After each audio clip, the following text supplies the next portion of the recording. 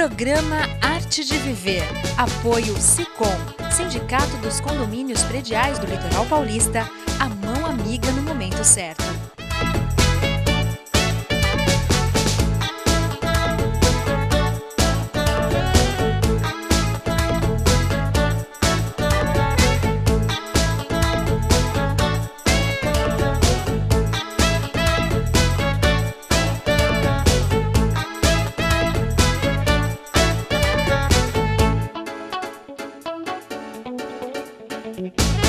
É muito bom estar com vocês novamente. Hoje eu converso com o Dr. Douglas Benedetti, cirurgião dentista, especialista em dor orofacial, DTM, ortodontia e mestre em odontologia. Odontologia, bastante coisa, né? É um prazer ter você aqui. Obrigado, mãe. E o Dr. Douglas vai falar conosco sobre dor orofacial e DTM, que é distúrbio temporomandibular. Distúrbio temporomandibular. Que vulgarmente a gente chama de ATM, todo mundo fala ATM, mas na verdade é DTM que se fala, não é verdade? Na verdade, a dor orofacial é uma grande chave de classificação de dores. E a DTM, que é a abreviação de desordem temporomandibular, é um dos itens dentro dessa grande chave dor orofacial. Então vamos começar falando, o que é a dor orofacial? A dor orofacial é toda, segundo a Sociedade Internacional de Cefaleia e a Academia Americana de Dor Orofacial, que são duas entidades muito reconhecidas, definem a dor orofacial, essa grande chave, como todas as dores que emanam da parte cefálica, da face, dos dentes, da cavidade oral, do tecido duro, dente, osso e periodonto, que é a gengiva, a parte mole, assim como a parte que envolve o ouvido e também a coluna cervical. Além disso, ela também está classificada, as origens de dores dentro da dor orofacial, a fibromialgia e ainda fatores psicogênicos. A fibromialgia é considerada uma dor orofacial? Ela está classificada dentro dessa grande chave de dor orofacial. Você vê, é importante eu ainda salientar que a dor orofacial, as queixas dos pacientes que vêm com essa queixa para a gente, ela é multifatorial. Então é um caldeirão de dor que pega todos esses segmentos, cefálico, face, rosto, ainda envolve os gânglios, as glândulas, os tecidos músculos esqueletais. A articulação temporomandibular é um sistema músculo-esquelético, então ela envolve todos esses segmentos. E é um grande caldeirão, né? E a característica dela, ela tem uma característica multifatorial, ou seja, não é uma causa só que desenvolve a DTM ou a dor orofacial, ela é multifatorial. Agora, Douglas, o que é ATM e DTM? ATM é uma sigla abreviativa que significa articulação temporomandibular. A articulação temporomandibular são duas que nós temos na base do crânio, próximas aos ouvidos. Então ela recebe, que se chama articulação temporomandibular, e a abreviação dela é a ATM. DTM é a sigla abreviativa também, que quando nós temos alguma disfunção dentro dessa articulação, ou alguma desordem, então ela recebe a sigla de desordem temporomandibular, DTM. Agora, quais são os sintomas que vão acusar algum problema ou uma possibilidade de um distúrbio temporomandibular? Mônica, as queixas geralmente que os pacientes vêm ao consultório, que leva a gente a pensar que é uma DTM, que é um item dentro da dor orofacial, né, a DTM, geralmente, como eu disse, são multifatoriais. Então o paciente tem geralmente dor de cabeça, tem dificuldade de abrir e fechar a boca.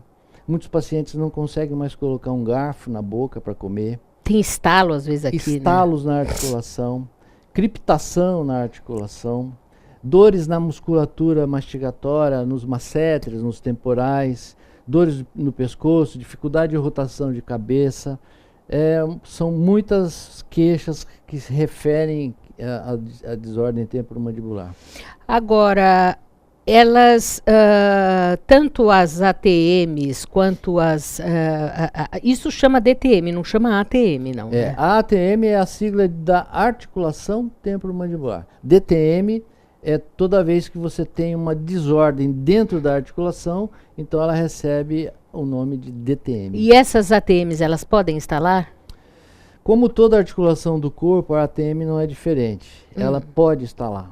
Eventualmente ela pode instalar.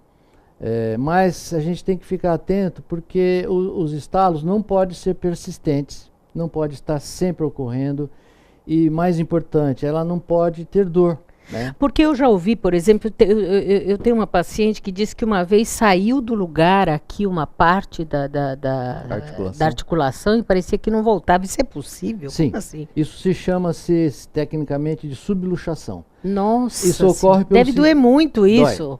E o reposicionamento disso é um pouco difícil e chato para o paciente. Tem que ser feito com alguém que tem alguma capacitação para não machucar, não desconfortar muito o paciente. E pessoas que também, você já viu, que mexem no rosto e fazem plec, plec, isso é normal também? Não é normal. E não é para fazer também? E não é para fazer. Às vezes a pessoa desenvolve um hábito parafuncional, ou uma postura, por exemplo, morder cantos de boca, roer unhas, qualquer hábito que não seja natural, como falar, mastigar, engolir, que são funções normais, às vezes o paciente tem hábitos que a gente chama de parafuncionais que podem levar a um mau funcionamento das articulações.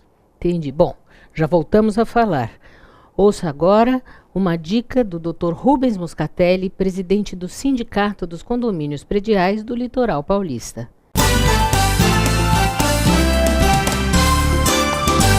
É sempre importante, quando você tem uma comunidade que nem o condomínio, você saber estabelecer o diálogo, a convivência, a conversa. E o diálogo se estabelece na medida em que você sabe escutar o teu interlocutor e agir de acordo com as regras estabelecidas dessa comunicação. Então, ouvir mais e falar menos é uma regra de ouro nesse tipo de situação. No caso do condomínio, eu acrescentaria mais algumas coisas. Por exemplo, a informação transparente. Olha, como é que andam as finanças do condomínio, aquela situação que envolvia 2 unidades, como é que ela se resolveu. Quando eu tenho uma situação que me incomoda enquanto condômino, eu tenho um canal de comunicação, qual é ele? Para que o síndico possa, no caso de gerenciar e gerir essa situação, ele possa criar um ambiente de boa convivência e de efetividade, coisa que muitas vezes a gente não vê nem no próprio condomínio e muitas vezes na nossa vida prática. Mas a recomendação é estabelecer essas regras e ser fiel a elas, mas principalmente ser maleável, porque quando a gente estabelece uma regra e ela fica imutável, primeiro que ela fica muito antiga e não diz mais respeito àquela situação em concreto, e segundo, aquele que vai determinar o cumprimento da regra fica mal visto e é rejeitado pela comunidade. Então, sempre que a gente puder, nós temos que rever esses comportamentos, ouvir mais, falar menos, estabelecer canais de comunicação efetivos. Hoje em dia está na prática nossa aí, redes sociais, inclusive condomínios têm WhatsApp, por exemplo, para se comunicar a respeito dos assuntos. Mas o principal é você medir o que você escreve ou o que você fala do seu vizinho, para que estabeleça uma boa convivência. Até a próxima.